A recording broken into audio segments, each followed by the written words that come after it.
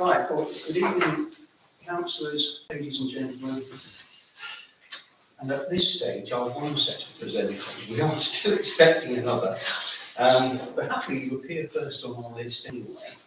I think before we actually manage to get to that, we have got to just deal with apologies, of which unfortunately we have the number. So councillors Arnold, Fuller, Stephen Jones, indeed Councillor Dedwan, have all sent their apologies for this evening. Do we accept those apologies?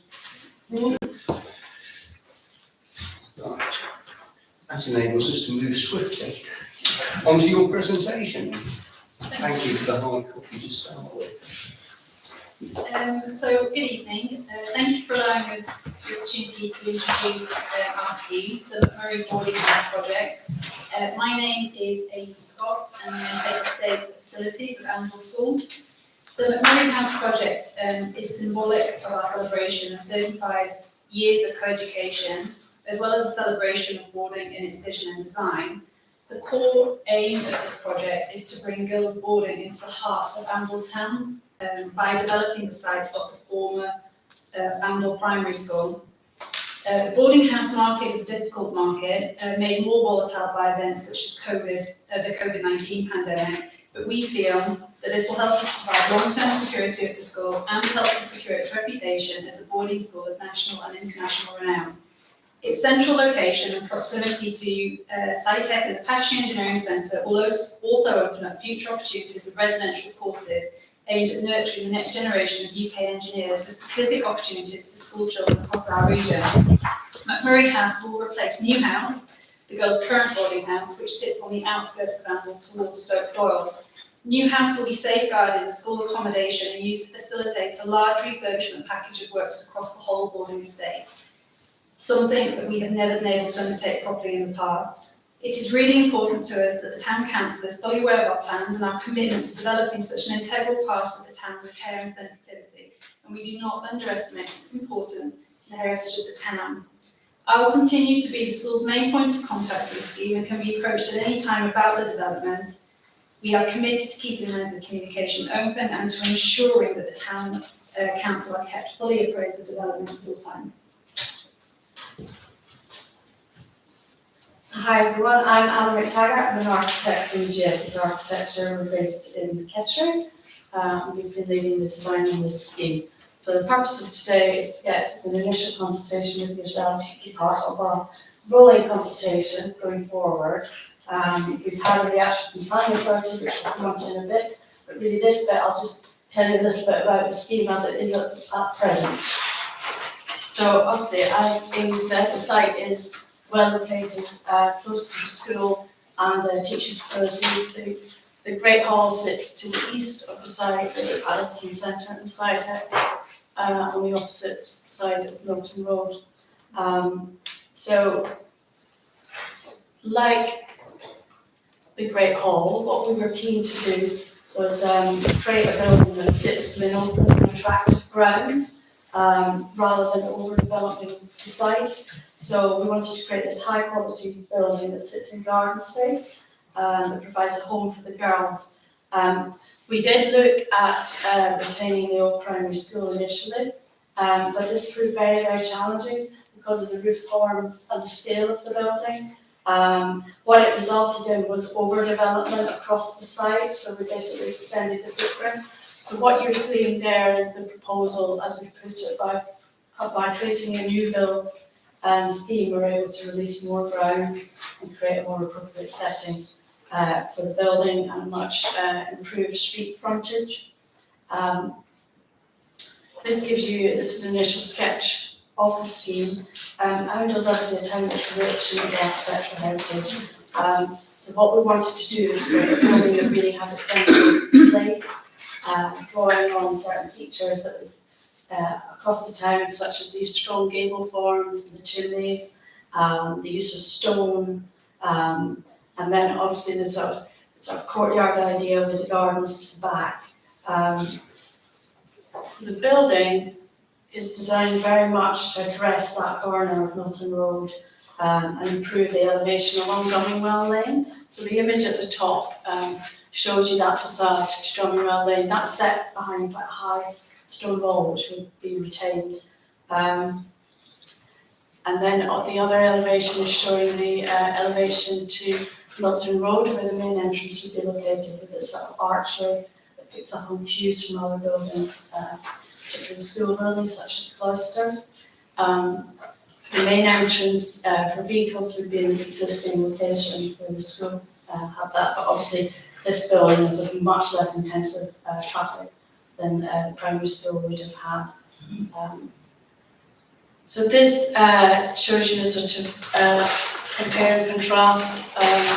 The image at the top is obviously with the old Victorian primary school on the corner, and then the image below is the proposals for the new boarding house.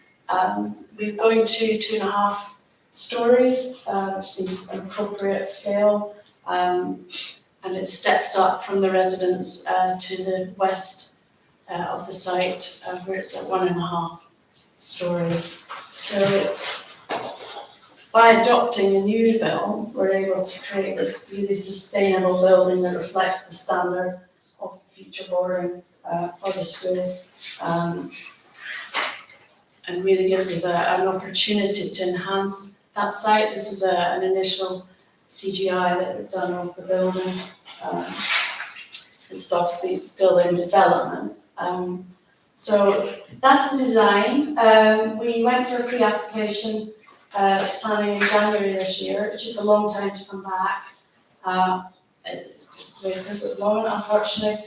But what the feedback that we got from planning was that they wished to retain the old Victorian primary school, but we didn't feel they presented a particularly balanced planning justification for that, and hadn't properly considered it in those terms, having pushed for months to get this response. So the school is firmly of the opinion that this creates a much better outcome, both for the site and for the school and the community, to be able to do this, because as Amy has pointed out, it unlocks a lot of potential for the school. It also creates the opportunity to have a much more open site where this building can sit.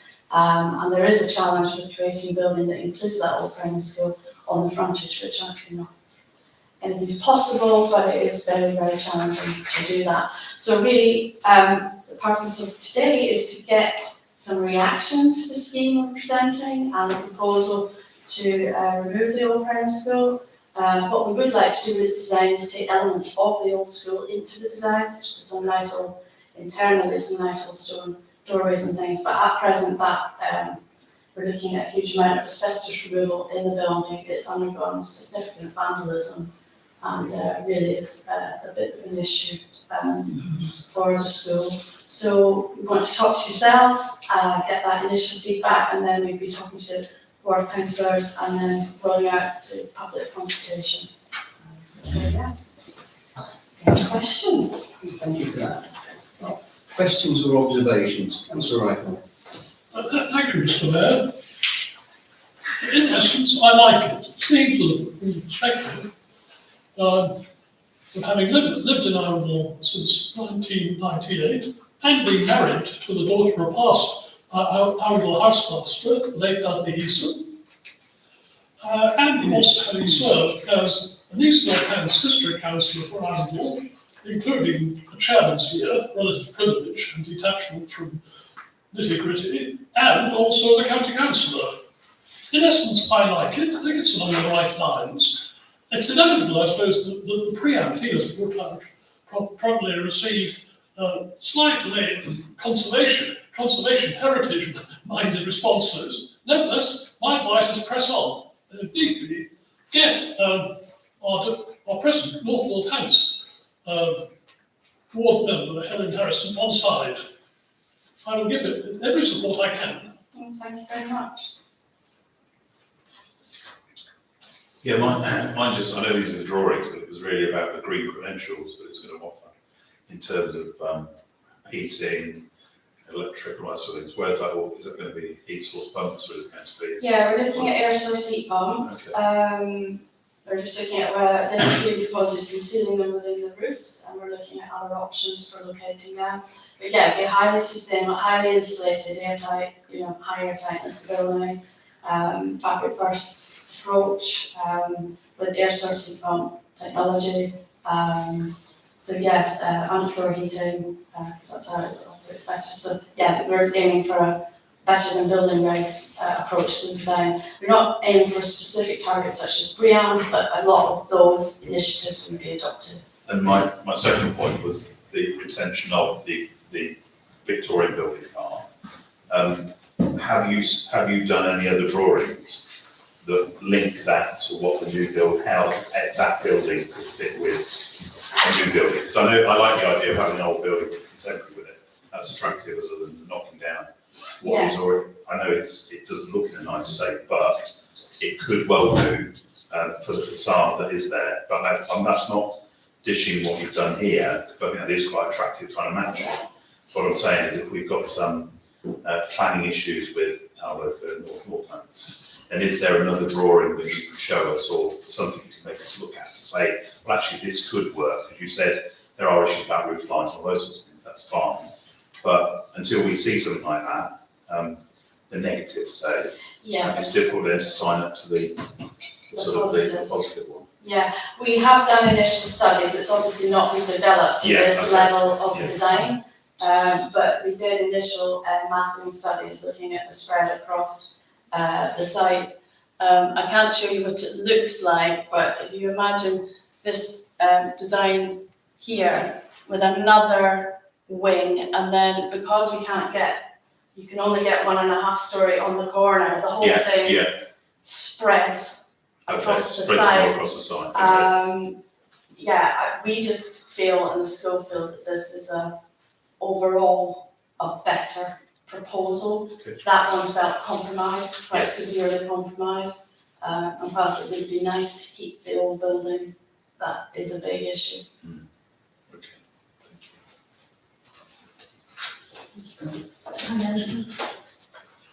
Can I just ask, this is a 60 pupil boarding facility. Will you have members of staff actually living in? If so, how many? I'm just conscious of the fact I don't see any provision for any car parking on site. And knowing that road, I'm just wondering how many people are going to be working in there, living in there, and where do they park? So there will be members of staff that reside in the boarding house, so there's deputy residents, possibly a tutor too. There is car parking provision. I don't know if I can highlight something. Yeah, it's we point to it. There's some parking at the front, which is disabled parking, visitor parking, and then there's further parking on the left of that drawing.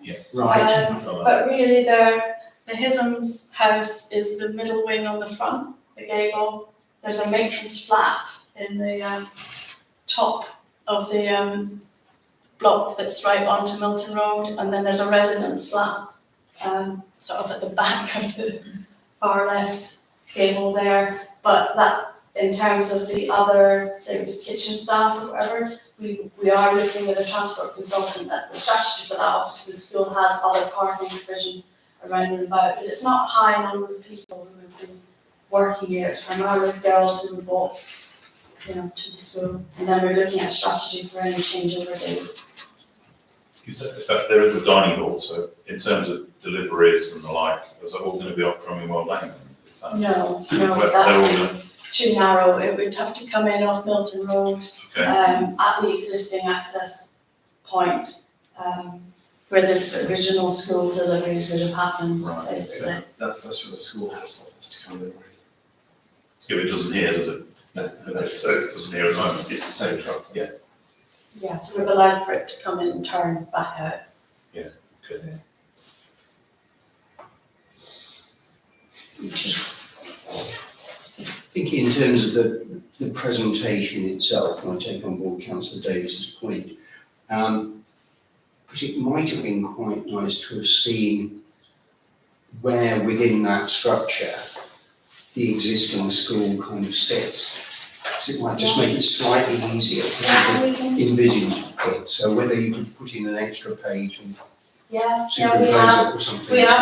we have a slide that shows how it relates to the existing footprint, so we can easily provide that.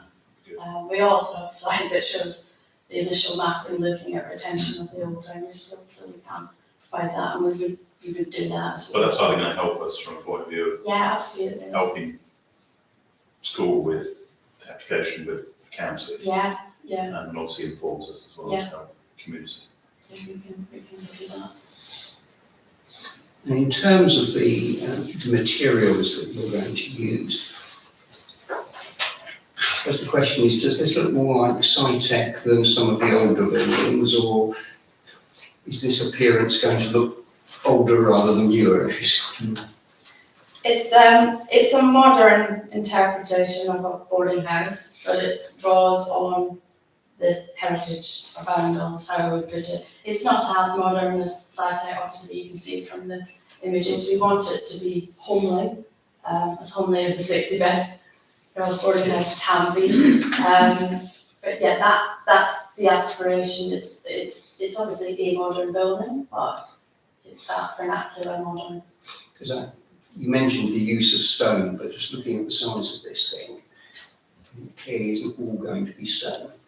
No, we're looking primarily at stone on the, focusing that on the primary facades to the front of the building. So say the gables, we're looking at using a creamy brick around the back, but possibly still using stone for say the sills or window surrounds. So there would still be stone elements towards the back, but the focus would be on the front. It wouldn't all be stone. I think that's something that's coming out of the cost analysis at the moment for us, and what that stone is, whether it's dressed stone or it's more rusticated looking. Any more questions at this stage? Not really, thanks. Thank you very, very much. Okay, thank you. I think it's the school's credit that it brings this to us at this relatively early stage. It's nice to be able to have a little bit of initial input. Please keep us updated. We give another presentation with you to us. I'm sure we'll be happy to see it. Thank you. Thank you. Just drop it on the floor. Just drop it. Yeah, thank you.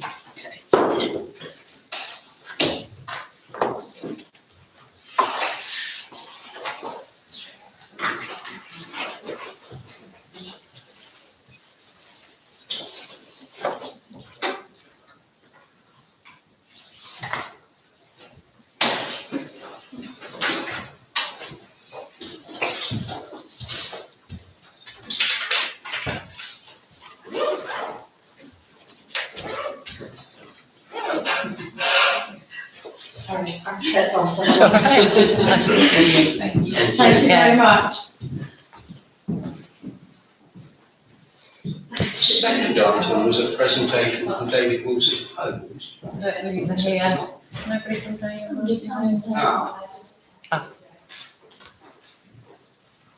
It would be from David Wilson Holmes by any chance. Yes, I am. Oh, well, that was exactly on cue. Do you need the connections there if you want to look up to the? No, I'm fine, thank you. Okay. Right, we'll give you a couple of moments to take your breath, but we've literally just finished the first presentations. Apologies, I had my invite at 7:30. No. No. My bad. We started it half an hour early, especially because we'd got 2 presentations, or Right. potentially 3, yeah. Okay, fair enough. So literally as soon as you're ready. Yeah, thank you for allowing me to come today, and apologies, I was a bit late. It's just really an update. Obviously, submitted an application, and we've been progressing it with the council, and it's almost sort of at a stage where we're kind of thinking about going to a committee soon. So it was really just to let you guys know that that's what's going on, and whether you've got any questions regarding the scheme, I can sort of explain what the changes are that we've done and that we've made. But it's really how you wanted me to do that. So that was it really. And did you want me to just talk through the changes briefly? You're probably conscious of the fact that the council has had, I think, possibly 4 iterations of this plan to date, and Yeah. has commented on all of them, not always that favourably, I have to say. Yeah, So if there are changes that deal with some of the matters on which we previously objected, that would be helpful to know. yeah, I think sort of the main part would be to do with the flooding. I know there was quite a lot of concerns that were raised regarding potential flood risk management around around the Warren Bridge development to adjacent. So we've done quite a lot of extensive hydrological modelling work with the EA, Environment Agency, and the Lead Local Flood Authority. In essence, we've raised levels and banks on our side to manage the risk of flooding going further downstream as well. So we've done engineering works, or proposing to do engineering works if this development goes ahead, which will safeguard our scheme, but also not result in any further damage or risk of flooding to Warren Bridge as well. That was one of the key things. And then one of the other things that we've extensively changed is with regards to Clifton Drive to the north. We were proposing a link through to Clifton Drive. That was something that was in the draft local plan as a draft application. However, we've sought to remove that. It didn't work. The bridge over the brook wouldn't have been feasible. Whilst that area of Clifton Drive is at a high level and it kind of goes down the valley towards Stokehall Road, we've sought to incorporate a lot more trees within the development. So the view from Clifton Drive wouldn't necessarily be a massive rooftops. It would be broken up with a lot of greenery and trees in between to soften up the blow of the development on this site. So those are really the main things that we've changed on the scheme. They whisper in my ear.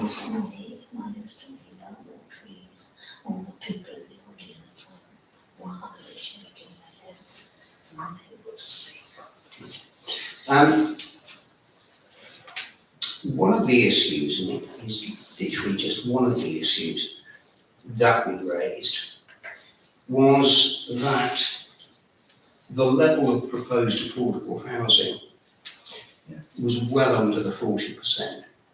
Yeah. And that although it had been suggested on behalf of the developer that it wouldn't be economically viable to provide 40% affordable housing, we weren't satisfied that what we'd seen, certainly convinced us of that. Is there any moves to increase the amount of affordable housing on site? No, we've gone through a viability exercise, as you're aware, and with the increased sort of build costs that there are and the levels on the site, there's quite a lot of engineering works that need to be proposed. We've actually, the viability came out to be lower than the percentage that we're providing, and that was assessed by the council's, the local planning authorities, independent viability assessor. So whilst I think they said that the scheme would afford, I believe, around 9%, I think we're providing more than that, around 11% affordable. So we're providing on what the viability assessment says should be. And I appreciate it's a sort of point. It's less than a third Yeah. of what the provision is supposed to be. Yeah. But like I said, there's a lot of technical issues to do with this site, and it's the only way that sort of housing can be afforded on there. If there's any consolation, whilst, like I say, we are sort of only providing the affordable, we are providing a wide range of a mix of housing. So it's not just going to be larger dwellings which are quite expensive, but we'll be providing quite a few elements of the starter homes for small families, which will be on the more affordable bracket, so to say. I think one of the other issues that we were particularly worried about was that the road between Oundle and this site crosses Warren Bridge, which is rather strangely situated in as much as it forms a corner. Yeah. And it's very narrow, and there's no footpath. And the previous plans had centred around putting in traffic lights, essentially, to effectively ensure one-way traffic flows, which may or may not assist the traffic, and there may be issues around whether or not it starts to queue. But it doesn't do very much for pedestrians. We were wondering, again, has anything further happened in connection with this? Yeah, so I believe that the plans that were circulated a while ago, I think the town council, I can stick them out and send them again, but they did have an area designated for a pedestrian way around the Warren Bridge, so that there was essentially a white line across the bridge to allow sort of safe pedestrian access. I know it's less than it's not a conventional footpath, however, it does allow that connectivity and safe passage to go across, which was assessed by what was then the county highways, now the North and South highways, as being acceptable and satisfactory. And I think the last issue, the last major issue that the council had raised previously was, whilst there is provision to expand the cemetery, Yes. the amount that is there is not great. Yeah. It moved from what I might call the rear of the cemetery to the side of the cemetery, which of itself seemed cut down and out. Yeah. Again, any movement on that? And unfortunately, I'm going to be honest with you there, and it was something that was out of our hands. Essentially, that was brought up by the planning authority and the officer.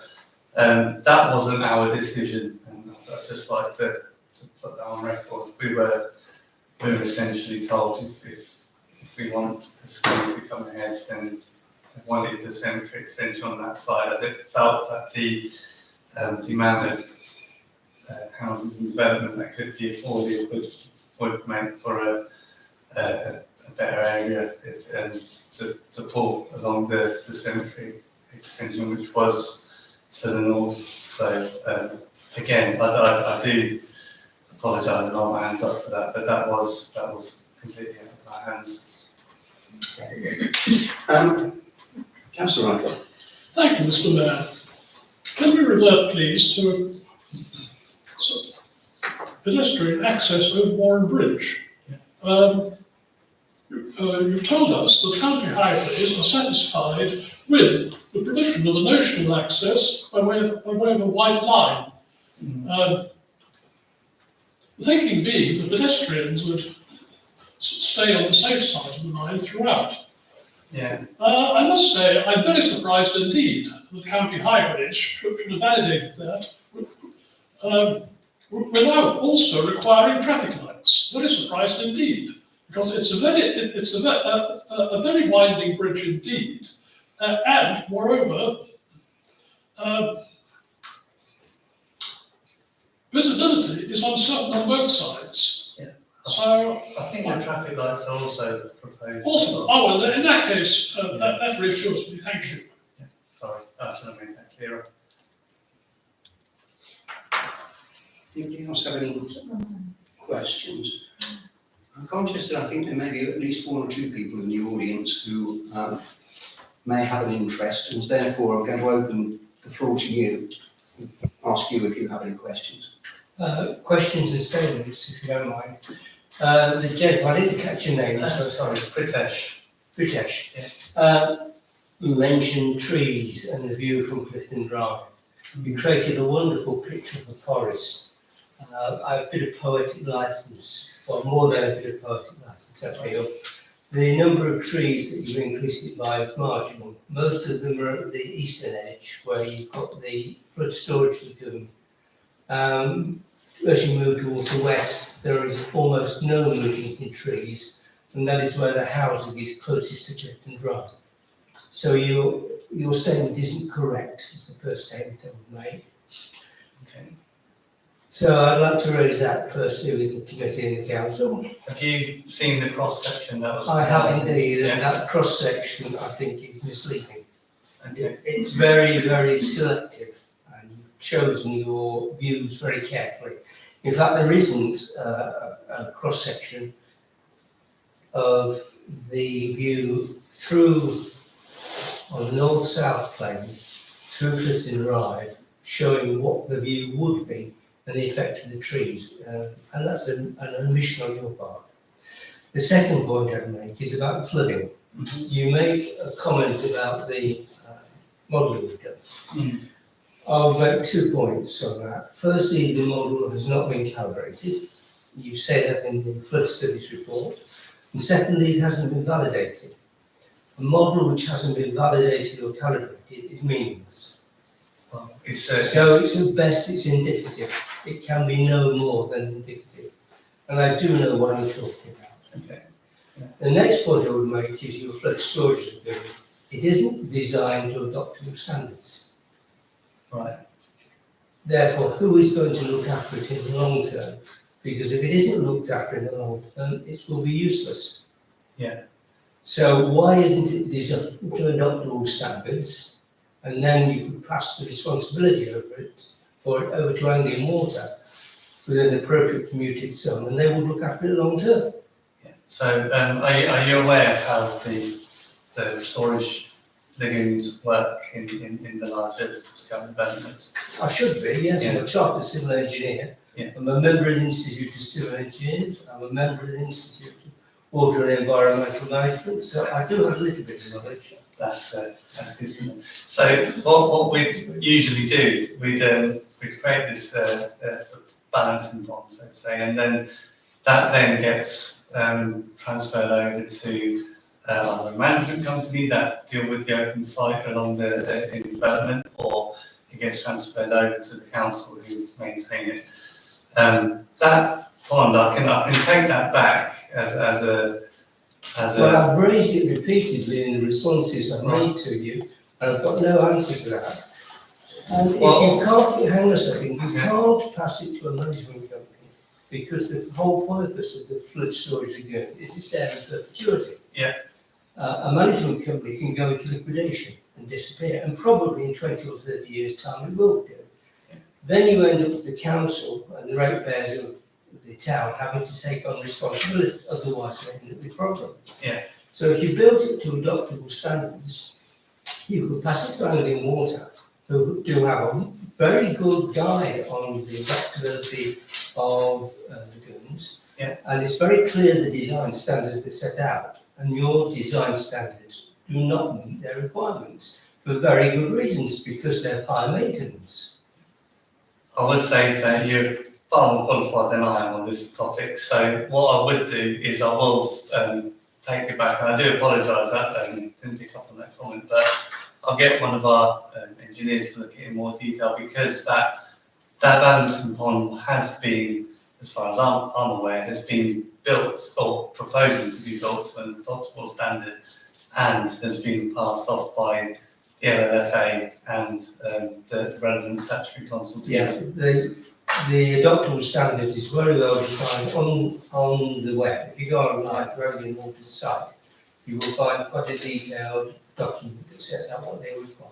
So like I say, we obviously want to get it correct before it goes to a committee, so that is something that I'll take back and look at and get someone to look at it a lot more detail. Okay, and the trees? The trees, well, I'll look at that too. What I would say is that we have afforded more trees on plots within the site as well, so it would create that look, and we spent a lot of time with the planning officer to try and get that right. But again, if it isn't quite right, I will look at that plan again and see whether we can, where we can afford more trees to break up that view. It's far from right. And the last point I would raise is why have you put the foul water sewage pumping station on the edge of the flood zone? It's actually modelled to be outside of that, so Yeah, it's right on the edge. If you look at even your own hydraulic modelling, which I think is at best optimistic, puts it on the edge. It's a disaster waiting to happen. Foul water is not what we want to get in the Lytton Brook. Yeah. So why not move it slightly so that it's completely out of the floodplain? I know it would cost you a little more in sewerage design because you're actually having to slightly deeper sewers, but you could relocate it quite easily. Well, I don't think that was a cost issue. That was something that was raised by our consultants and engineers as the place for it to be located.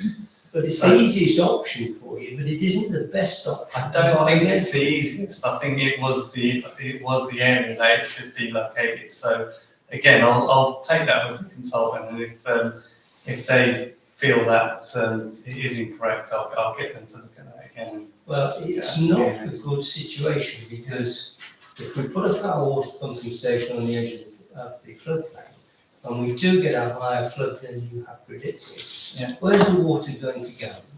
But has this been raised with the flood authorities? It's been raised And repeatedly. have they provided a response back? No, and Because nor you. our responses are saying that it is all okay and it's an acceptable place for it to be. But why environmentally take the risk? We see it repeatedly on the news at the moment about foul water contaminating water courses. You're actually putting a situation here where it's just a disaster waiting to happen. Yeah. Think about it. Well, like I say, we've been advised to say that is safe and it's an acceptable area.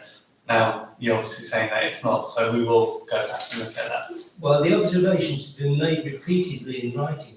Yeah, and same, the consultations have been there repeatedly saying that the opposite. So we'll go back and revisit that. But if it is deemed to be unacceptable and unsafe, then obviously we will remove it. It's not what we want to do. Thank you. Any more questions from the floor? In which case, thank you very much for coming. Yeah, It's always helpful to have people come and talk to us in advance of things. No problem. And like I say, we obviously want to get things right and do things correctly. So there are, further the internal and observations. We want to do our best to bring them in and get it right. If you could perhaps ensure that the gentleman's previous questions are responded to, but it would be helpful if they were copied in to us as well. Yes, what I'll do is I'll probably divert. Thank you. Thank you. Now, I believe we may also have some representatives who want to talk about the McCarthy Stone application, which is on our agenda from Excuse me. I've got two names down, Mary Ford and Juliet Leith. Mary's here. I'm here. Mr. and Mrs. Ford are here. Right. Um, Very happy to hear from Scarf, sorry, excuse me. drop the scarf. Thank you.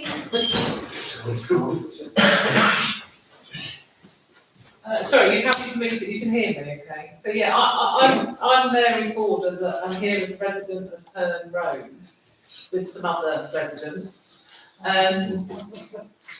Yeah, obviously, to discuss the application, I'm assuming that no one from McCarthy Stone is coming to this. They have been to us previously. Yeah, but that was only, I believe, the exact same thing that we had, which was their consultation. So, Yes, they're so not, they're not they're not giving here you, this evening. do you have a separate meeting with them to discuss it? My recollection is that they simply attended one of these meetings. I And then can't they off the top of my stayed. head remember the date, but they came along, gave a presentation, much like the two you've already heard.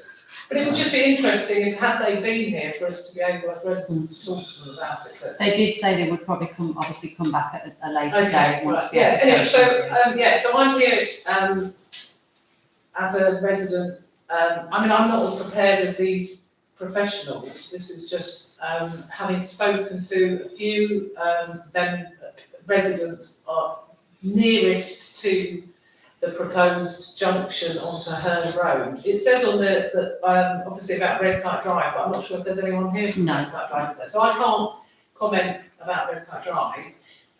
But in terms of Herne Road, most of the people who live in the vicinity of the proposed junction are all of the same opinion that the biggest concern is clearly the effects on the already busy road that is Herne Road. As we all know, the school transport creates a huge pressure on the road. So there's the concerns on the highway safety, the specific access into the proposed development, and the number of parking spaces. Because clearly, if there isn't enough, at the overspill will be onto Herne Road, which isn't practical. So obviously they've already gone to pre-application, and the points raised in the pre-app were about the location of the substation, in theory, the large vehicles access, which I'm not sure that any of there's quite inaccuracies and failures to include a lot of information. So, for example, the substation, they've included no information on noise. They've moved it from their consultation to the submitted application. The pre-app then raised the not enough parking issue. They then said in principle it would be approved. However, if the plan was resubmitted without any redesign, it was unlikely to get any support. So there has been no redesign. The only change is they've moved the substation to right onto my boundary. That's the only change I can see. They've also reduced the number of parking spaces from 31 to 30. So even though it was raised in the pre-app that there wasn't enough, it needed to be something like 44, they've actually reduced the number of parking to 30. Then there are obviously lots of other issues in terms of, for us, the loss of privacy. The police have raised the security aspect and have insisted on masked lighting, which obviously would, considering now it's a dark space, green space with, which they confirm there are bats, for example, which are protected in law. So there's a lighting issue, and as I've already mentioned, the specific location of the substation, which they very kindly have moved from the south boundary to as close to my house as you could possibly get. So I don't know if the other residents have got any other comments, but as I say, I'm here, and having spoken to most of the people in the vicinity, have all got the same opinion, and I believe you've already received a couple of objections. Is there anybody else who'd like to speak? I'd just like to reiterate the congestion problem, really. And Herne Road is a lovely road to live in, except during school time when traffic comes in and out. And there are neighbours already in the surrounding area that park in Herne Road, quite apart from during recreational times. So am I not talking loud enough? Okay, I can talk louder. Not least of all during weekends, when of course people do enjoy the lovely walks around Oundle and park their cars there. There are other activities that require people, not least of all at the end of school, when they have school events, parents' evenings, that sort of thing. So there is a lot of, and it's quite close to where Red Kite Road already exists, of course. So I think to further compound the traffic problems in the area would be quite hard to imagine how that could be made doable and practicable. So. Thank you. Well, I think probably we can now actually move on and look at the applications, and that just happens to be the first application that we're going to consider. There are 61 documents, or at least there were 61 documents there the last time I looked. I don't propose to go through all of them, but actually, if we start actually with that site plan that we put up originally.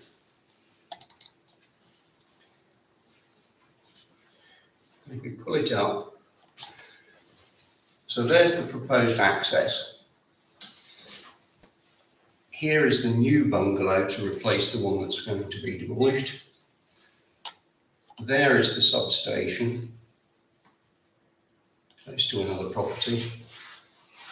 Parking spaces, including 2 for the bungalow, 3 marked as disabled spaces. Now, the issue of parking on site has been mentioned.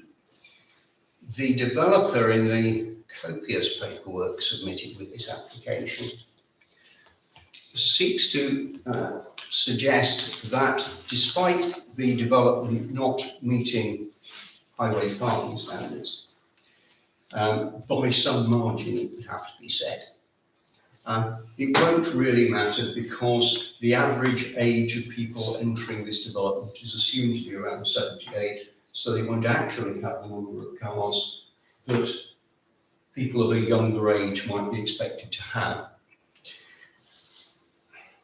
I'm not sure I won't necessarily want to rely on that as being that accurate.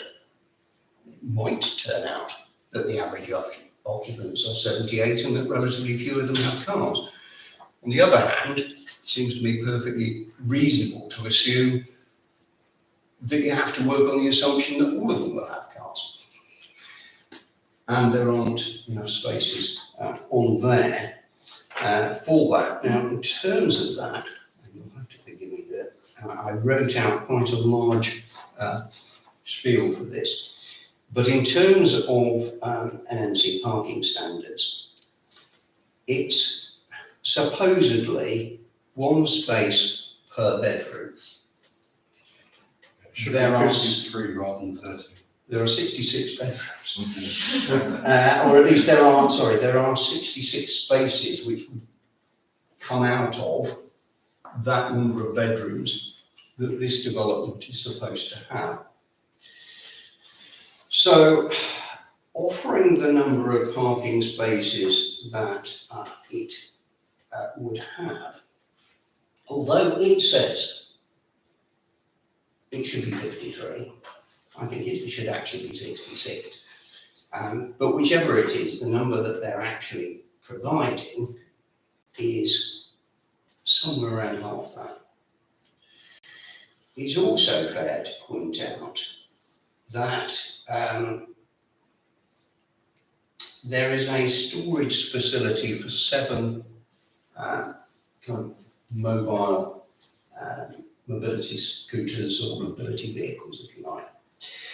And they say, well, we anticipate that there'll only actually be 2. Which means exactly how I square that with their assumption that everybody's going to be 78 years of age or otherwise. I would have thought that as people get older, the risk that they will require that sort of aid to mobility would presumably increase. So I'm somewhat staggered at that figure. And they say, well,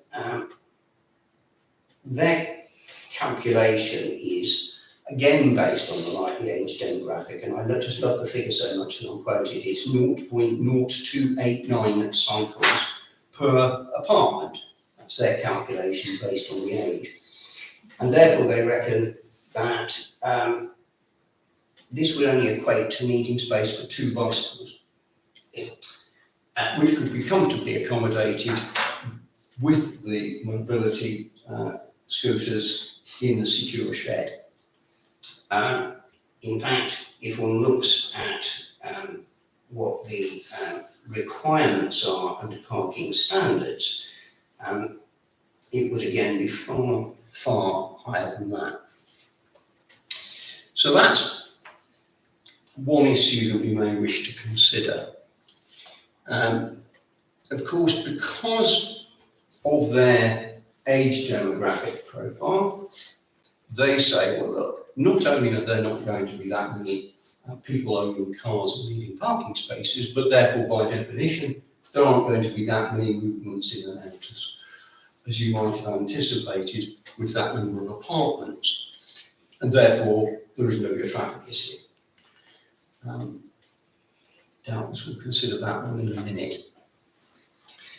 What we can also see is that the development is a sort of T-shape in essence, with an amenity area, you can call it that over there for the gardening.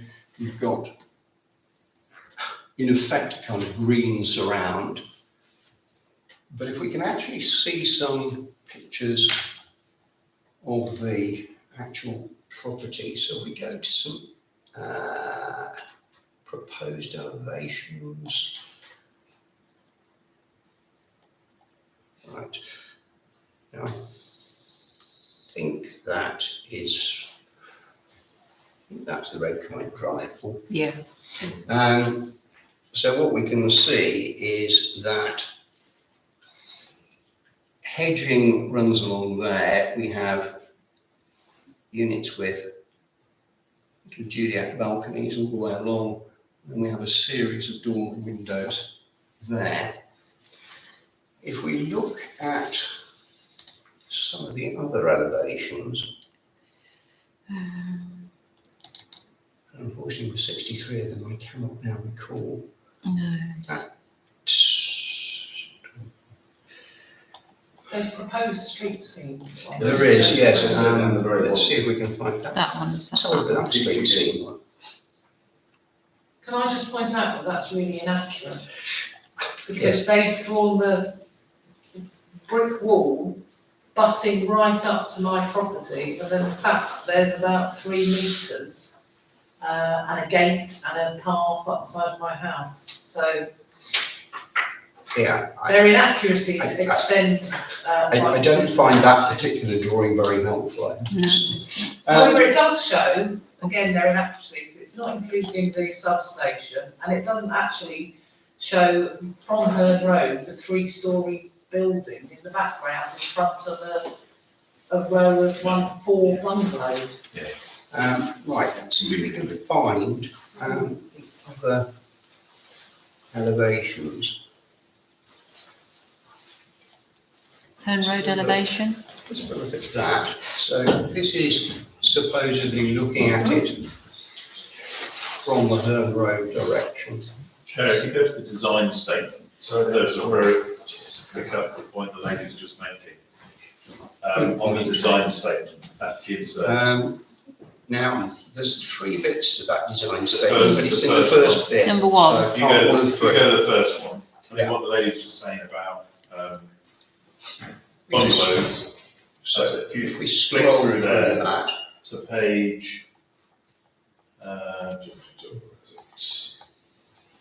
Andy, page, oh, I've got glasses, apologies. 38, 20, 27, 28. right, so right towards the end. Yeah, keep going. Next one after that. You go a bit more. What? There you go. Right, so I think what they were saying was their street scene quite conveniently doesn't show the 2.5, 3-storey building that sits behind. No. But that gives us a view Yeah. of So- actually what, if we break that up, there's to the left of it, there's 2.5 stories in the So the orange. Orange bit is 2.5 stories, and and that's 3 stories. two And stories. and one of the Three big stories. things, and one of the big things we keep talking about is topography and how these things are overbearing on top of others. And that is generally a flat piece of land. And the application we previously listened to, which is about Stoke Door Road, those buildings are going to be up here, looking directly into people's bedrooms. And I think we need to make it quite clear that, you know, they're very creative, and they've done exactly the same as Stoke Door. I know it's a different company, but Stoke Door Development have done exactly the same. They've done street scenes that have no reflection on what actually impact that will have on the existing properties that are already there. I think we need to make sure we get that in, because, yeah, you shouldn't, because those roof lights of, I'm assuming they won't be of the Velux type, they'll be like a dormer, Yeah. and they're dormer windows, and those, they won't be included unless they've got to change it, they've got to turn it round. So therefore, those people will have the ability to look down straight into people's properties, bedrooms and the like. So that's just that drawing. Yeah. I'll probably resume. In fact, that bottom one actually, Lisa, is actually from the, sorry, no, go down. That is actually from looking at, from Herne Road. So in front of that is the bungalows, aren't they? Yes. That's my understanding. There's also, on the view, they're putting balconies onto, Red Kite Drive. no, on the other on the other side, side. overlooking, that will look directly into, my, you know, I don't even can only claim or talk about myself, but it was, they will look directly into our whole of our living space and the remaining bungalows along the Herne Road. So it's sort of compounding it, not only are they 3 stories, but then put a balcony on it. Juliet or otherwise. Yes. Right, now look. I think we perhaps, hopefully, have all looked at this in advance. Hopefully you've all read the little, I say little, it's actually 2 pages long in terms of what I've written about the application and the documentation. It's perhaps also fair just to draw attention to the fact that the point I looked at this, there was only one public comment at that time, there might be more now, but there was one public comment then from a resident of Bassett Place expressing concern about traffic generation, pressure upon the GP practice, overlooking issues due to the height of the building, and loss of local open space. And in terms of statutory consultees, Nature Space makes some recommendations, the Police Community Safety make some recommendations around crime prevention measures that don't actually object. NMC Waste Management queried the lack of information about waste storage and collection, although according to the paperwork, there is a waste storage facility, if you like, within the building, and the applicant maintains that the access way is such that it can be accessed by a refuse vehicle driving in, and a refuse vehicle can drive out again without actually having to reverse back out. That's what they say. BPA talk about safety requirements relating to a high-pressure petroleum pipeline. I have no idea what's that.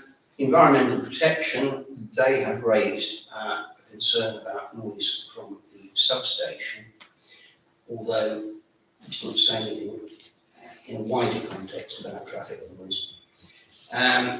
They sought conditions in connection with the lighting scheme and contamination remediation work. and they sought what I'm going to call a standard construction management plan. So the usual hours, 8 a.m. to 6 p.m. Monday to Friday, 8 a.m. to 1 p.m. at Saturdays, no working on a Sunday or bank or public holidays, and no parking outside the site on the highway without LPA consent in advance. Campaign for Dark Skies, they made some suggestions regarding the lighting scheme and national highways, as opposed to NNC highways. But national highways, not surprisingly, had no objections due to the distance of the development of the A14, which just struck me as bizarre.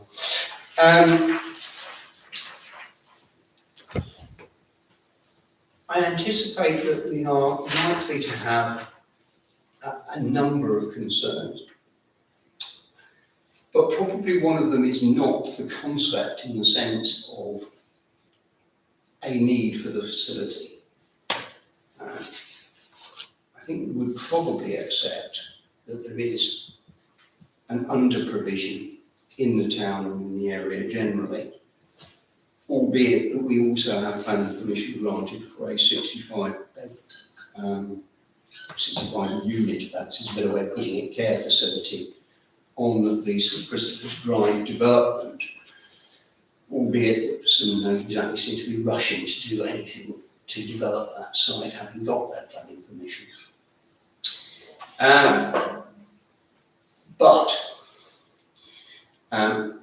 Whilst we might accept the need for it, when McCarthy Stone came up with their last plan, which was to build on the old Abbott House site on Blackthorn Road, it produced a design that was, I think, universally panned as being completely unacceptable for the location.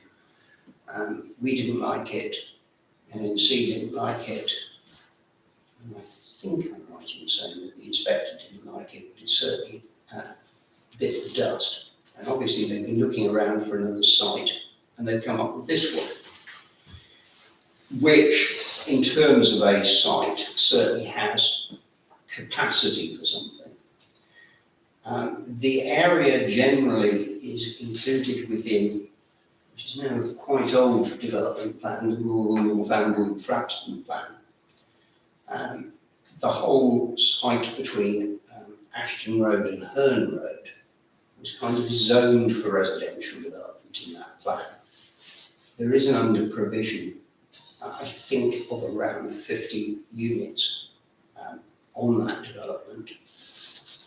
This would provide, in effect, the almost that number through the retirement apartments and bungalow, not quite, but most of it.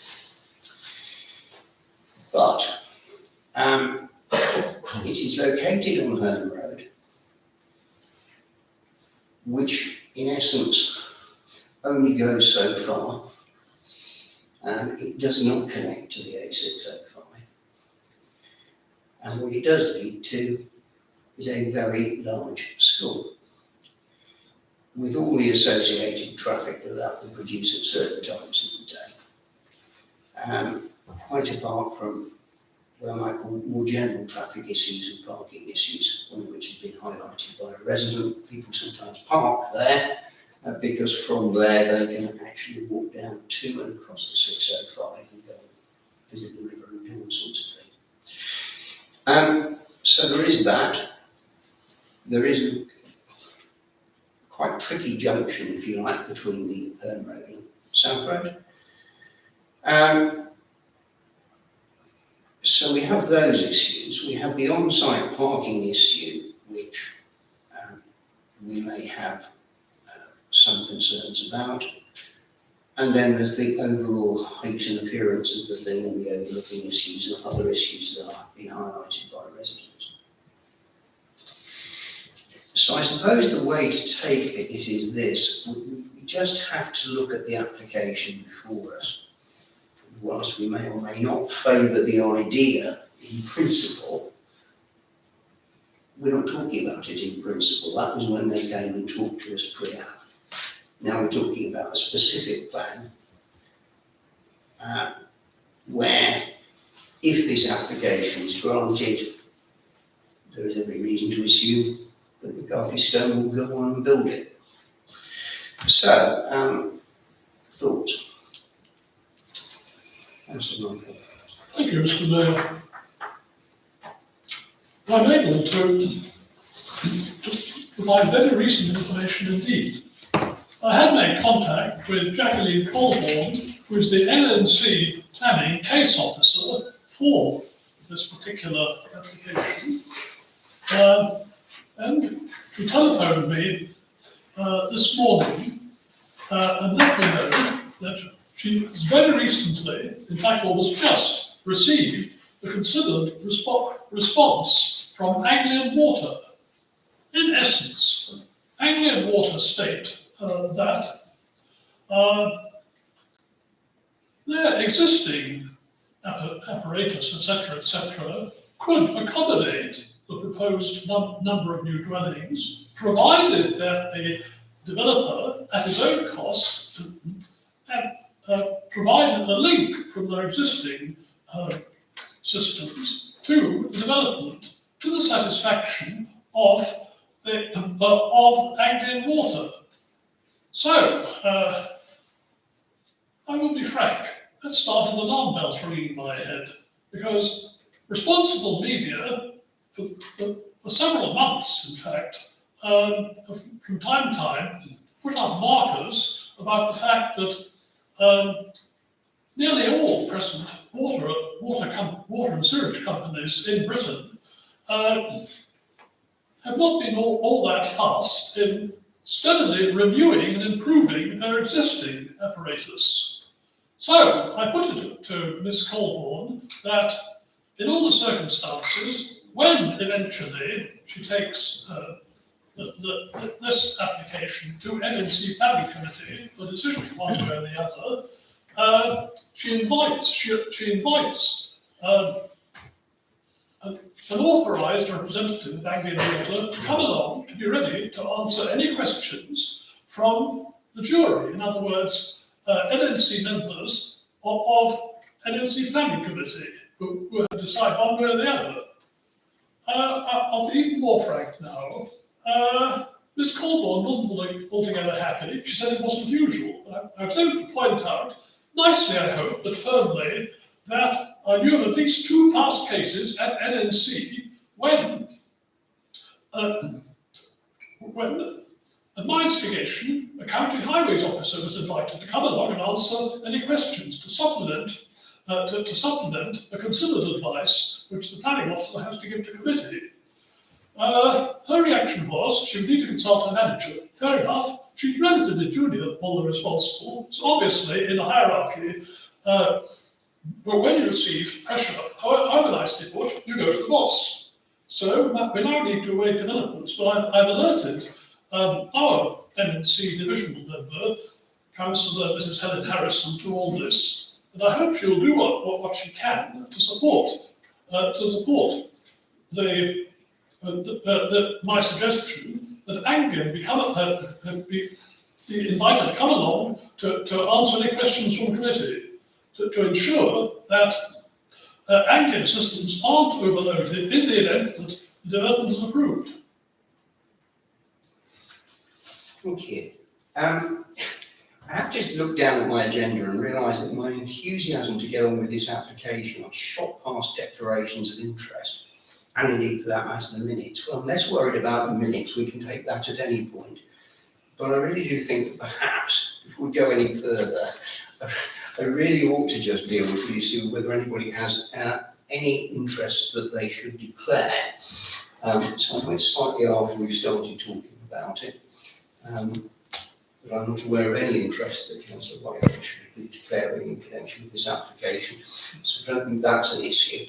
But does anybody have any disclosable pecuniary interests or any other interests? I'm employed by Handel School, so that would be the Handel School application. Well, it's not so much it's not an application yet, but a presentation. Presentation and my house backs onto the proposed Stoke Doyle development. Which is also not before us tonight. I know, but we've talked about it, Yes. so that's why I've got to mention. And thank you for flagging it up. Anybody else? Right. I think we'll deal with the minutes after we've been through all the rest of this.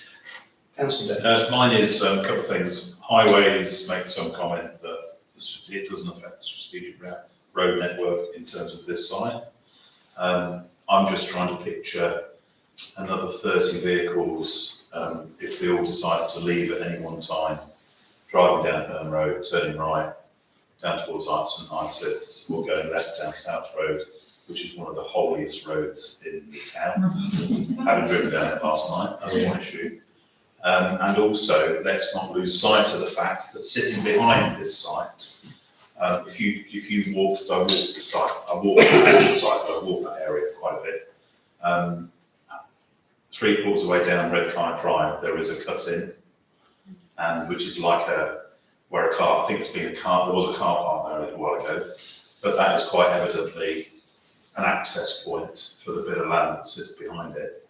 At some point, if we are to agree this, or think that we might say that actually we're in support of it, then let's not be surprised that we're talking about 30 vehicles behind that Red Kite Drive, which is already a congested area. There could be another development that is actually planned, because what we're advocating here is infill. And I don't support infill of land of this nature. Knocking down buildings to put development in it, I don't think is appropriate, especially when it's already in an area where there already is an established development. We don't need that in the town. And in addition to there was a comment about providing provision for mobility scooters. That's a very interesting footpath to walk down Herne Road onto St Isid's. It's not wide as you think. And if you're talking about those with mobility issues, we had this with Stoke Law development, the furthest bungalow they put is the furthest away from all the amenities. And here you have, yet again, a developer trying to build something to accommodate. Yes, there is a need. I accept that. That's why we talk about 64 that are in St Christopher's Drive. But there is a need, but they're not thinking the bigger picture about things like transport plans that look at mobility scooters and those sorts of things. They're just saying, we're going to put it there. And we shouldn't burden that road with any more congestion that it's already got, especially when we agree with Prince William development, because the school needs it. And in that comes with the school getting extra funding for sports provision and everything else, because they're going to have a new sports facility, which is good for our young people and those in mature years using those facilities. But that also has the added thing that you'll get more people using Herne Road. And we don't need to have more people using Herne Road than there is at the moment. Yes, you can say the travel is only so many weeks a year because when the school's open, summer holidays doesn't happen. That's not the point. 5, 6 buses each way every day. Then you've got 3 or 4. There's 17. Yeah, okay. 3 or 4. I was saying 4 or 5 one day. Yeah, 3 or 4 times a day then. And then you've got a mobility scooter in the middle of the road because it won't want to go on the footpath because the footpath's not big enough. I've just got, it's got calamity written all over it. Chair. Councillor Chester and Councillor Shore. Yes, I'd like to add to what you just said, because I live in Riverside Close, so I use Bassetford Road and Herne Road a great deal. In fact, I do have an access to Herne Road. And I would like to really emphasise the difficulty of the corner from South Road into Herne Road, which is not flat as somebody doing a desk exercise on their desk with a flat bit of paper. It looks all right, it looks like a corner, but particularly in the winter, it's really, really dangerous, and it gets very, very constricted with vehicles. I think it's not adequate, actually. We've had several times this council talks with the school about the difficulty of that corner. And it's not going to get any better with this development. Yeah, this isn't going to remedy it. It's going to make it worse. It's going to make it worse. Yeah. Can I add something to the traffic concerns that everyone's been mentioning? I'll speak a bit louder, shall I? Can I, sorry, yes. Can I ask you to wait for a moment? Yes, certainly. Councillor Shore. Yes, thank you, Mayor. Yeah, I agree with what's been said thus far. I think the height of the proposed buildings is a particular issue, and the visibility it will probably give into neighbouring houses, and I think that ought to be stressed. I'll come on to parking in a minute, but the other thing that worries me is that most of their arguments are first of all based on an assumption that these are local, quite elderly people that will move there. But when challenged, they very clearly said there is no vetting of who buys a property there whatsoever.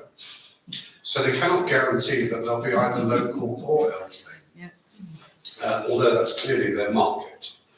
And then, even if they are elderly, I think there are various inconsistencies. And I want to go back to the parking issue. My father, unfortunately now dead, chose to go into an old age people's home, basically a kind of nursing home. What you normally have are several family members visiting on a Saturday or a Sunday, and they can't park anywhere near, a residential home for 30 elderly people. This is essentially a residential, if you believe their literature, a residential elderly people's home for 40, 42 plus people. And I think they really haven't thought out the consequences of that. Because family like to visit elderly people, or they like to go and pick them up, and there just isn't a facility for that. So I do think that that needs to be thought through. So, before I come on to perhaps allowing a member of the public to speak, that there is a need in principle, this might very well be the right development in the wrong place, in as much as we are concerned about traffic in all its manifestations, including the ramifications of ground parking. I think Councillor Shura makes that residents will tend to have visitors. There seems to be very little idea about provision for visitor parking. I do think that actually, from memory, within the paperwork, McCarthy Stone, I think, are going to have a contractual arrangement not unlike that at the Riverside Maltings. I think at Riverside Maltings you have to be 55 and over in order to live there. And I think here it will be 60. Nevertheless, But I specifically asked them about that when they presented here, and they said, we do no vetting on applications. I think what they were trying to answer, though, at that point, was your wider point about, they made great play about this being useful for residents, existing residents of Arundel. And when you pointed out, well, how do you ensure that?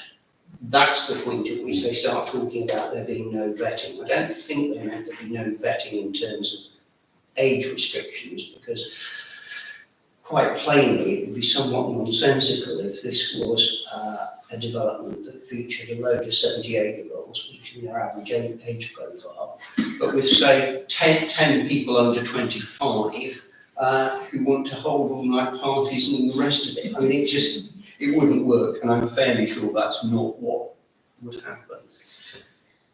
But we've got traffic issues with Herne Road and the junction. We've got parking issues on the site. We've got concerns around the height of the development and overlooking issues. They all seem to me to be pretty fundamental problems with this site. I struggle to actually envisage where the best site for something like this would be. Arguably, you could say somewhere where it isn't built up in the same way. The problem then is that you put potentially elderly people sat out. I know it's not yet zoned for development, but further out down Bennefield Road somewhere, on a site currently undeveloped, and further down Stokewell Road beyond what is planned and so on. But then is that really a suitable location? It may not have some of the issues this site has, but it will then have other issues. For example, it will be I suspect it was completely impossible for residents to then walk into the town, which they do seem to suggest that they would do from here, although I wonder a little. I guess the other issue that we might want to think about is that even if we object, and we are only a consulting, planning permission could be granted. And one of the things that does concern me actually is the construction management plan. Because it says you can do work there between 8 AM and 6 PM, which is fine in terms of the work on site. But I worry about construction traffic arriving at the time that pupils are arriving to attend for school. And I think the construction management plan, if there is one, needs to ensure that we don't have a potential deadly mixture of small children and large vehicles. That won't be convenient at all to the developer, because they're either going to have to get there on the crack of 8 o'clock, because the pupils probably aren't going to start arriving until sort of somewhat later, or they're going to end up having to start arriving probably after 9 o'clock, which may not compromise their ability to develop work on the site from 8. But I think that's their problem. Are members happy if I let somebody from the floor speak? Yes. Thank you. Yeah, sorry to bust in earlier, I hadn't realised. My concern also, and it goes back to the traffic, is the fluctuation, and that there are risks associated with increased traffic. But I would suggest that there's potentially exponential risk. I'm not a traffic expert, obviously, but exponential risks where the traffic is less predictable. And so with significant fluctuations, if one compounds on the other, then the risk to small children and elderly is going to be significantly higher. And you can just see, as you were saying earlier, that the risks are like human life.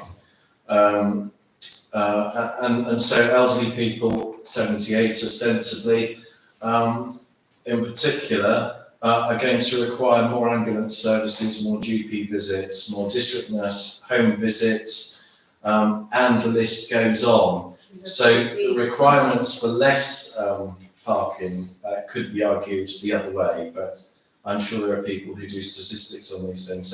So the two would be, one is the elderly are likely to require more intervention and services, etc., but also the unpredictable nature of a lot of that could increase risk quite significantly to the vulnerable in our community, particularly the elderly and very young with the school down the road.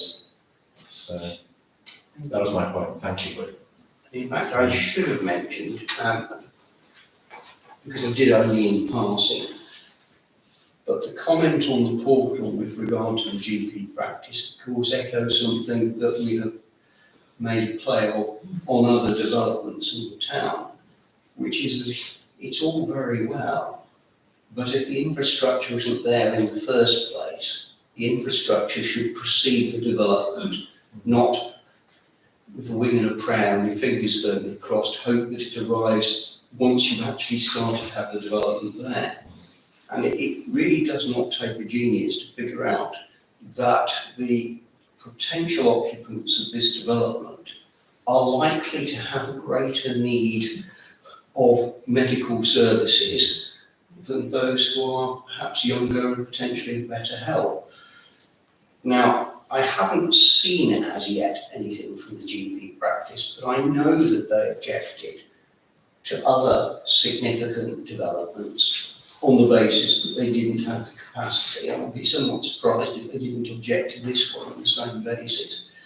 I suspect that perhaps our concerns around that, and again, maybe emphasising the point that if this does get permission, that there needs to be a pretty tight Section 106 agreement to require the developer to provide additional resources to the medical practice. The trouble is, that's in the nature of a one-off payment. And once this thing is there, that pressure on the GP practice won't diminish. So it's not just a bit of capital expenditure that they'll have to have, they're going to have to cater for this development in perpetuity. Councillor Short. Whilst I generally agree with what you've said about the pressures on the local health services, I just want to draw to everyone's attention, if you haven't read it, in their advertising blurb, they actually say that the cost to Arundel Medical Services will be less as a result of this, not more. They do some fancy calculation and work out somehow this is going to save money. I did say there were 63 documents on there, and I didn't read every word of every one of them, but I certainly missed that bit, which is a shame, because you've given me a similar laugh. Actually seeing how that would possibly be right. Councillor Rockcliffe. Thank you. Yes, I echo the Professor, Councillor Schurer. Bizarre indeed. By what authority do the developers speak on behalf of the Arundel medical practice? I'm surprised if they got such, because the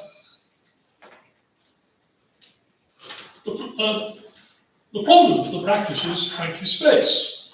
A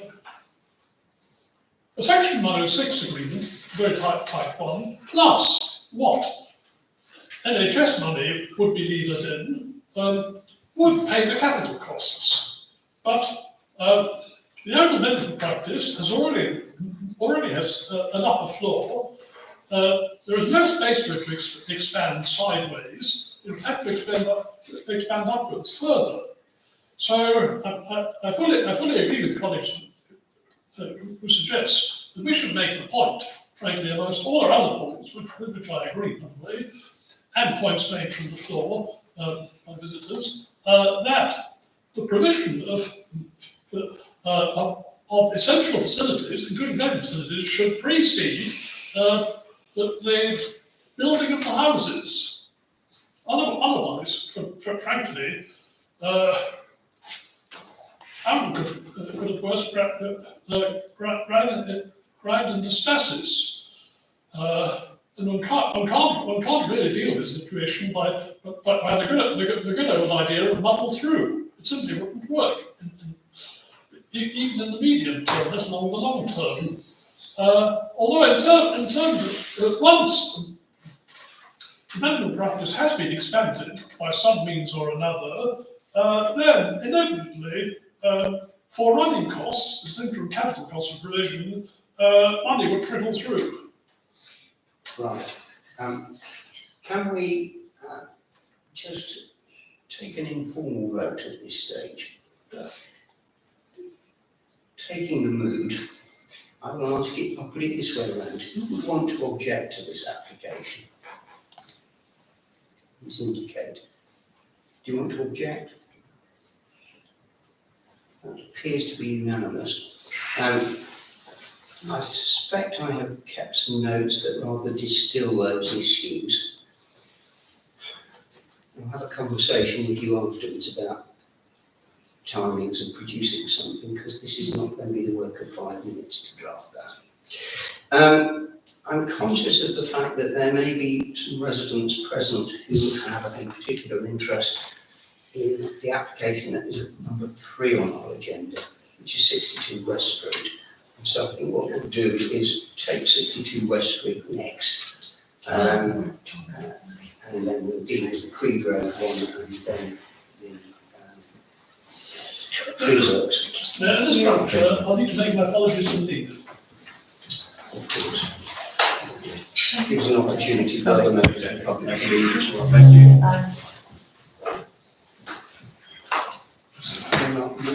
Diminishing numbers. So we started off with an impressive number of people present. Looks like planning. Gradually disappear, is what we want. Right. 62 West Street. Just by way of a preface to all of this, Councillors will recall that at a previous meeting, it having been drawn to our attention that a construction had appeared without seemingly an application for permission for it. That I went and took a look at it and reported it back. We decided as a committee that we need to take this to NNC planning enforcement. And quite clearly, the fact that we did that has resulted in a retrospective planning application. And regardless, as it were, of our views on the merits or otherwise of the application, as a matter of policy, the council invariably wishes to record comments about retrospective applications. They shouldn't be necessary at all. We should get it right. We should know where we should be applying. I know the applicant has said that it was misled, as it were, by where he got his initial advice from, but the emphasis is on the applicant to get it right. So, that's the first thing to say. There is, as you can usefully see there, a series of photographs that relate to this.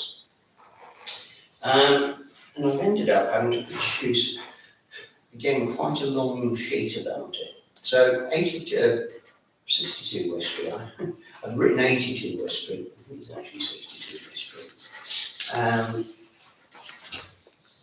It's a Grade 2 listed building, and it's in the conservation area. The application is supported by a very short design and access statement, which refers to the property having been twice extended in the past, with, as it puts it, a more contemporary single-storey rear extension, which was the subject of an application for a grant of listed building consent. They talk about the structure aiming to provide, and I quote, a sympathetic, usable social space at the end of the garden, whilst also creating a privacy screen from overlooking properties to the south.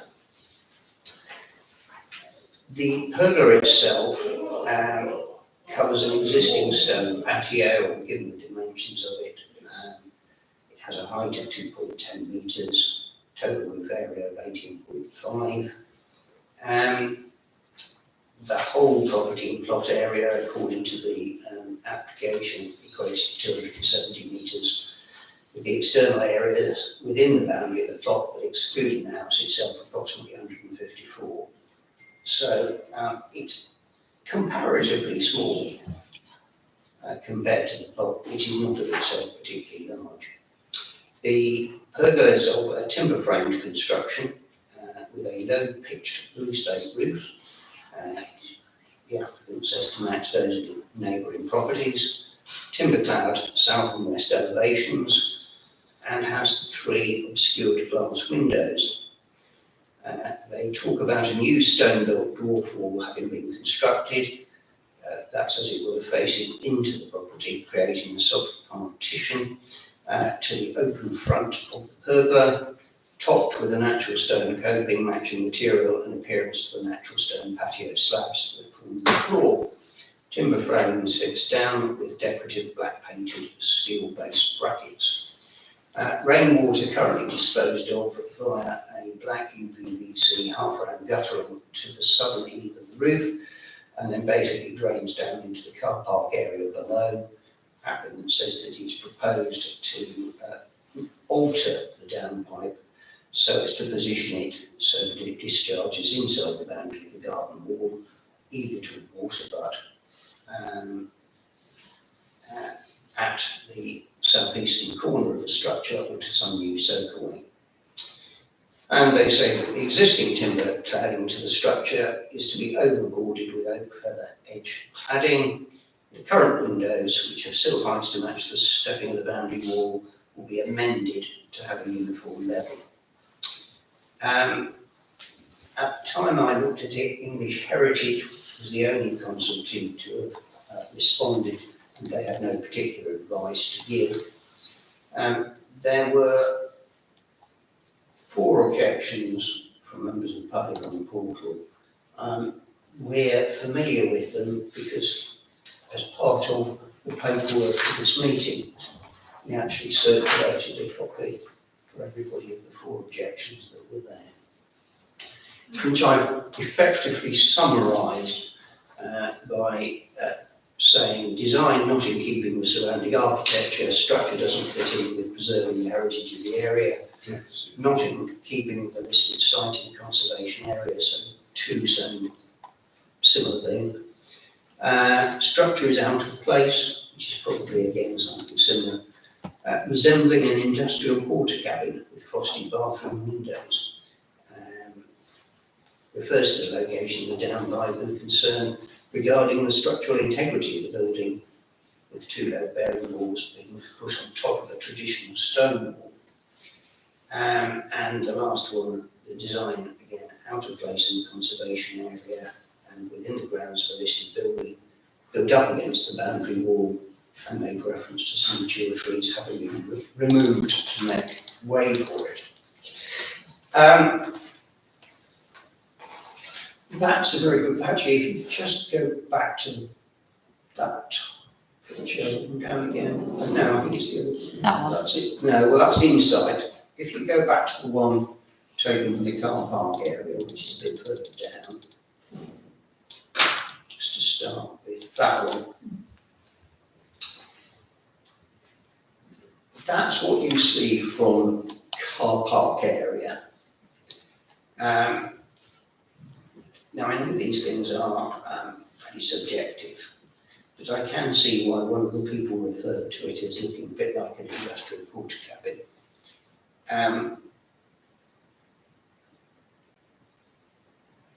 On the garden side of it, as you saw from the photographs, you have a kind of an open frontage. And there you go. So there's what they describe as the dwarf wall. You see the interior of the stone wall up against which this is built on, in effect, which is incorporated into this structure. And you can see that it's a relatively traditional piece of, I was about to describe it as garden furniture, that's not quite the right term, but a sort of garden construction. And I would suspect that with that in most people's gardens, it would be a non-issue, and it wouldn't indeed be a planning matter. What makes it a planning matter is that this is a listed building inside a conservation area. And for me, the question is, does it seem so out of place that it detracts from the listed building? That's one issue. The second issue may be whether or not by being able to be in there, people can actually look out into the car park area and into the property, which you can see immediately beyond it. And although the grass was described in the application as being frosted, I have to say that when I went down there and looked in, it wasn't too difficult to see the person inside there at the time. So it's relatively easy for me to see in it. It would be equally easy, I would have thought, to see out of it. Although, of course, one could argue, well, you could just walk up to the back wall and look anyway, so it's probably not a point. But that's the application, and I wonder what others think. I'm just going to say first, I think it looks like a bus shelter. Yes, I think you could describe it as a bus shelter. I'd rather take it from the fact that you compare it to a bus shelter, that you're not awfully in favour of it being where it is. Correct. Councillor Shore. Yes, thank you. I think first of all we should stop calling it a pergola. It's not a pergola. Pergolas A do not have roofs, B they do not have internal walls, so it is not a pergola, and they don't have glass windows, they don't have walls of any sort. So first of all, call it what it is, it's a garden structure.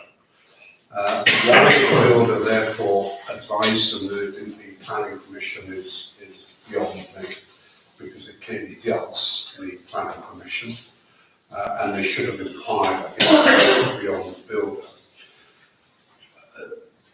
leaving aside what the actual property what it actually looks like, and whether it's aesthetic or otherwise, clearly the owners think it's aesthetic, so these things are subjective. What slightly worries me is that these walls and glass windows have been built into, as it looks like to me, a pre-existing wall. Yeah. And if they've altered that in order to erect this structure, then they've clearly broken planning permission already. Because that wall is listed, you can't knock it about. I agree. Councillor Davis. As sympathetic as I may be towards the applicant, from the applicant's thing about the garden design, and the contractor told them that they didn't need planning and everything else, clearly they've been misinformed. I think surely they must have known they were living in a listed building and in a conservation area. And that alone would indicate actually it's a little bit more than just building a structure in my garden that surrounds my patio. So ignorance isn't the defence in law, and I think that we strongly oppose it from the very point that it being a conservation area and in terms of failing to comply with plan. Yeah. Perhaps might surprise you to learn that I too don't think very much of that. I talked about sort of the right building in the wrong place. I mean, I could envisage a structure like that in certain other locations, not built into the wall of the listed building and so on, where one might have thought it was actually quite nice. But it's the wrong thing. It should not be there. Yeah, put it at the back of the ship.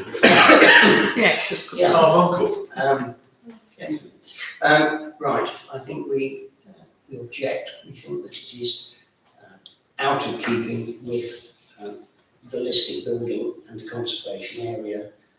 We worry about the fact that the construction has impacted upon the existing stone walls.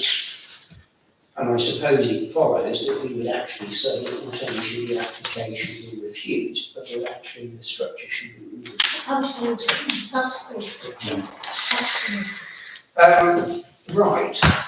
I think that concludes that one.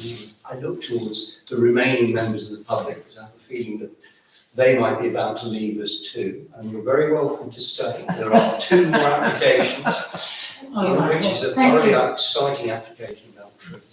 Thank you very much. Thank you. Well, thank you. You're welcome. And thank you for attending. It's nice to see people here. Right. Take care. This one should probably trouble us somewhat less. One Creed Road, first floor side extension. You can almost tell that it's likely to trouble us a little because I could only find enough to make about 10 lines to write about it. It's a 4-bedroom house. The proposed extension adds 2 bedrooms, but converts 1 bedroom into a quote-unquote study. So you could actually look at it as being a fairly large house with the extension. But it's going to be built out of the same materials, so above facing brickwork, red brick details, roof brown concrete interlocking tiles, windows white UPVC casement, frame water goods black square UPVC to match the existing. East elevation, the frontage would have a double window with a single window from the rear elevation. North elevation, single window located central side door. South elevation, it appears that there would be a new small window at ground floor level. And when I looked, there's only a comment from Highways who didn't have an issue with it. And yeah, if we can just get I can't remember whether there is a before and after with this one. Yes.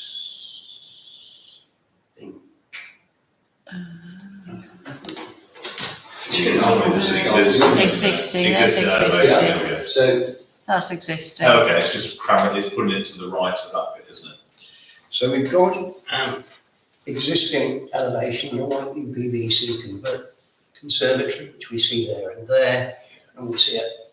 It's going to go Double behind those garage, garages, isn't it? And if we bring up the new one, there it is. Yeah. Over the top of the garage, You you can can keep see the effects there and there. In terms of visual appearance, I mean, it seems to be entirely in keeping with the rest of the structure. And if we, I can't remember, is there a location plan? Yes, there is. So it's a corner property there, which does have the advantage that, to some extent, there's less of a possible overlooking issue. And there we see where the extension goes. Not affected, because again, there's already that single story Yes, bit. So that's already there, isn't it? So it's not actually affecting anything with the neighbour. Shouldn't look like it was. not particularly. I must admit, when I looked at it, I Yeah. spent relatively few minutes on it and couldn't really see any issue with it. You know, Anybody got any problems? Or are we happy to no object that one? No objection. no objection. No objection. Yeah. The last one that we're going to look at is Animal Schools Tree Works. I've set out some detail, but there are a considerable number of documents. They are not the easiest to work the way through, but essentially it appears that they're talking about taking some measures to cut back to particular trees and to increase the gap between their canopies and adjacent properties, but there's a whole raft of sort of other works. And I think at Laxton Junior School, there's quite a lot of trees. I think the plan is to sort of thin them out and make sure that what's there is safe, because we've got lots of small children playing around there. Now, and there's some planting work and so on. I suspect that unless somebody has been through this with a fine-tooth comb and has found any issues, this is one of those ones where we are probably more than happy to leave it to the tree officer to decide if there are any real issues around anything in the school plans. But it didn't look to me as if there was anything particularly drastic that we were going to get excited about. My experience of the school is that they actually like trees and look after their trees rather than. Indeed, and I mean, they have this rolling programme, Sure. and this is the 2023 to 2025 programme. And they have a plan of what to do in the summer of 23, what to do in the winter of 23, and so on. The school, perhaps understandably, given the size of the estate that it has and the number of trees that are around it, including obviously a number that are in the conservation area and a number which actually themselves have TPOs and things on them. They do seem to pay a lot of attention, as Councillor Chesser says, to their stock. So I think it's unlikely that they're going to go out there and do something radical. And if they were planning something that was both radical and undesirable, I doubt that the tree officer would pick it up. So I'm relatively confident. The only likelihood is if on the new project, with the new boarding house, they might suddenly find they need to cut one down, and we would probably have more to say. That seems possible. Yeah. As I made the point earlier about that, it's quite difficult to gauge their design without actually seeing where the existing school, and as it were, the existing greenery and such like is relative to it. But anyway, in terms of this one, are we quite just content to leave it as we've done? So, I think it's all about arboreal management in a practical way, so it's very positive. it is, and I think if we view it as in essence extended tree husbandry, we wouldn't normally object to it. The other one on the agenda is merely for information purposes only and relates to the matters up on the Cotterstop Road development. Moving swiftly on, I'm conscious of the fact that it is approaching lunch. In terms of decisions on applications, interestingly enough, 23 the Spurlings, you may recall, was an application about a tree that the applicant wanted to fell due to building damage. There'd been an issue around that, and we looked at it before and said, you need some proper expert evidence, and they produced something. We had our concerns around it, and it's been refused. And so you think that there are still other options, and certainly convincing, so to speak. We made certain of the observations around the demolition of some garages and construction of 2 affordable bungalows. That's been granted on St Peter's Road.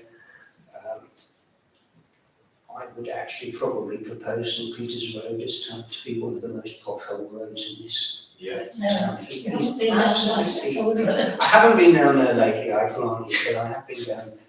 Yeah. Because of the closure of New Road, one ends up driving down St Peter's Road quite a lot, and it's just... It will be done. And interestingly enough, again, you just can't read sometimes, can you? We had previously expressed concern about plans for 12 Cotterstop Road, where there was an open set of stairs to what was effectively going to be an upstairs room. And the applicant came back with plans to enclose it, to which, perhaps not surprisingly, given our earlier observations, we didn't object. I need to discuss that they refused. Which means that we're actually in the bizarre position that they've got planning permission for it as it is with the external staircase, and they haven't got the planning permission for the internal. The workings of NMC planning are sometimes, frankly, mystifying. But there we are. A very long time ago, I said, oh dear, in my enthusiasm to move straight onto the applications, because we've got so many people there, I completely skipped doing declarations of interest. I also skipped the minutes of the previous meeting, and I'm sure that Lisa wouldn't let me go without making sure that I'd actually dealt with that. So, at a rather odd stage of the agenda, let's look at the minutes of the meeting that was held on Tuesday, the 3rd of October, present for myself, Councillor Chesser, Councillor Jones and Councillor Shura. Those minutes have been circulated. Everybody happy that they be signed? Yes. Councillor Shura, Councillor Chesser. Happy to second that. Favour? Very good. Yes. With me.